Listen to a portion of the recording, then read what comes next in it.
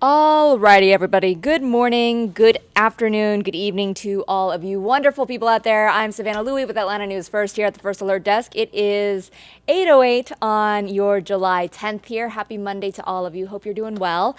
We are a little bit late on here this evening. We are having a little bit of technology issues as the week is starting. That's how, of course, Monday wants to be. But we're going to do our best here. Some of our videos aren't working right now, but we're just going to go with what we know and get you started and caught up on 5 stories you need to know as we look toward the work week here in Metro Atlanta. All right, so we're starting off with a story that broke over the weekend involving the mayor of South Fulton. I want to show you some new video that we received earlier today of the South Fulton Mayor, Khalid Kamau, leaving the Fulton County Jail after he was arrested over the weekend. The mayor was found inside of a stranger's home on Saturday evening. Now, that homeowner told police that he was in his main house when he got an alert Saturday morning that someone was on his property. The mayor told the arresting officer he thought that home was abandoned. Now, the mayor's next court appearance is scheduled for September, and there is some state representative and neighbors as well who are calling for Khalid's resignment. We have this full story on our website at atlantanewsfirst.com if you would like to read more about the circumstances surrounding the arrest, along with seeing that full video and additional video as well on atlantanewsfirst.com. All right, I want to move straight ahead here to another story we brought to you last week, and we're receiving some new information today. You may remember last week there was a story where folks in Clayton County who lived at an apartment complex were told that their water was going to be shut off because the property management group failed to pay tens of thousands of dollars worth in water bills. Well, we're getting a little bit of a resolution today. Here is our reporter Adam Murphy, who's brought us this story from the very beginning, and he's going to explain some new and somewhat surprising developments today. Today can be summed up in a couple of words for the people living out here. Emotional roller coaster comes to mind. In fact, here at Terra Woods on Sherwood Drive, they only have 1 meter for the entire complex, so tenants rely on management to pay the county for water services. We getting put out. That's what happened. I'm pregnant. So just to know that the water is off. We shouldn't even be in this situation right now. On a hot summer day, emotions reached a boiling point for tenants living in this Jonesboro apartment complex. They come in 1 week, say, we shutting it down. Where they leave us? At 10 o'clock Monday morning, this exclusive footage shows the Clayton County Water Authority turning off water at the complex on Sherwood Drive after the county said the property manager failed to pay them for services. Code enforcement is out here right now, going door to door, letting people know that we're going to be coming back with notices that we'll be posting on the doors. It says it's inhabitable. Clayton County officials immediately offered assistance to tenants by offering temporary housing in area hotels. But our mission here today is to make sure these folks have a place to stay this evening. Then at the 11th hour, the property manager with Red Apple Investments showed up at the complex and announced that the company had paid more than $68,000 of the near $100,000 water bill. And moments later, the Water Authority showed up again at the property and turned the water back on. And we do care very much about our tenants. It's a challenging time with COVID, and tenants, not all of them can pay rent right now. We have bent over backwards. We made agreements with the Water Authority. It got backed out, and this is a show that I just don't want to perform in anymore. But God bless you guys. Well, thank God the bill's paid, yes. It's been paid? Yeah. Now that the water has been turned back on, Red Apple Investments is not out of the woods yet. In fact, according to the Clayton County Water Authority, they still owe just under $30,000 towards their debt on the water bill. They hope that Red Apple will continue to pay down on that. In Jonesboro, Adam Murphy, Atlanta News First.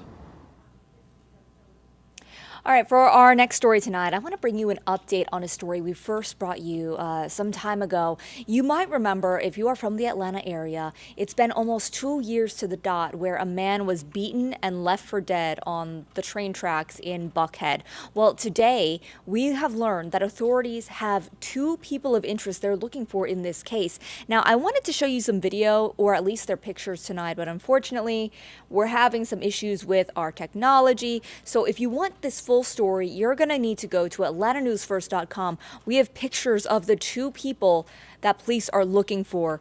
28-year-old John McIntyre, along with a woman who goes by the name Alyssa. APD believe that the 2 people are unsheltered and live along Cheshire Bridge Road. And they are wanted as people of interest after a man, then 28-year-old Josh Dowd, was found beaten and bleeding from his head along the train tracks in the Lindbergh area almost 2 years to the day. All right, I want to bring you another story tonight, and there's a little bit of resolution for a disturbing incident in Gwinnett County. Police arresting this man right here. This is Tyler Moore, who is being charged with aggravated assault, possession of a firearm, and criminal damage to property tied to what happened at a gas station in Gwinnett County. Police say that an off-duty investigator was shot in the leg while just sitting in his car at a gas station in Decula. This was over at the intersection of Auburn and Old Foundation Road, and Moore allegedly was firing shots into the vehicle. Police are still looking for a motive in this case. All right, final story I have for you tonight, and it really comes with great timing as I know a lot of you are trying to cool off. We have an update on the Chattahoochee River. You might remember last week we brought you the story about how the river was partially closed. Well, now part of that area is reopening. This is good news. This is the area south of Powers Island. It is now safe for you to go boating and floating in this area. You might remember all of this started when a toxic chemical reportedly infected a nearby water treatment facility. The source of the bacteria has been linked to a malfunction at a nearby water treatment facility, and it caused gallons of only partially treated water to flow into the river. This afternoon, the river remains closed from the Chattahoochee Nature Center to Powers Island, but everything downstream from that is back open, which I know is very welcome news for a lot of you guys trying to cool off in some of this hot weather that we have had lately. And with that, it is my cue to show you guys a lovely sunset here.